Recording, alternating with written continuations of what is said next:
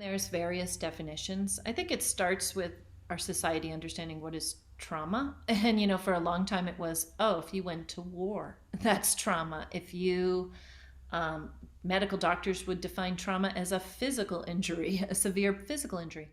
The definitions that I use are like Bessel van der Kolk calls trauma something that's overwhelming, unbelievable, and unbearable.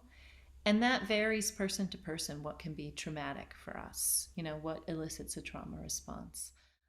When it's traumatic stress is something that's overwhelming, unbelievable, and unbearable.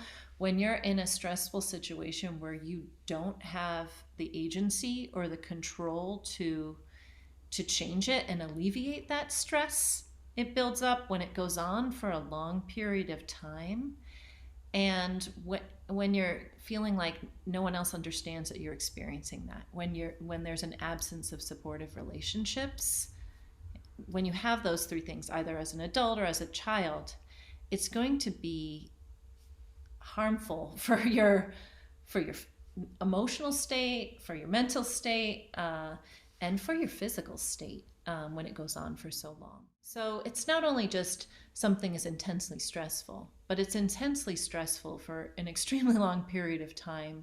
You don't have the support you need, and you don't have a way to do something about it.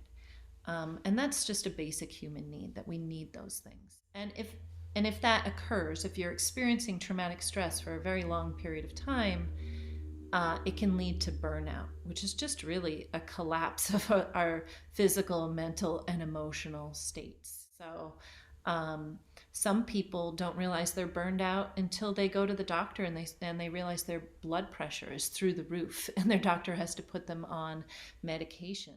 Some people don't realize they're burned out until they start experiencing severe migraines. But we want people to notice, like, what are the signs ahead of time, and they are pretty nuanced. I'd recommend, for me, one of the best books that helped me understand traumatic stress was Trauma Stewardship by Laura Vandernoot-Lipsky.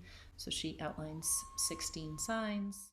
We also have our dynamic empowerment tool where you can measure, like we've designed that, like, to look at the different signs of traumatic stress, to measure them in yourself, and then to look at your factors of resilience, whether it's supportive relationships and agency and your practices, your self-care practices. And then you can get a picture of where you're at and what you need.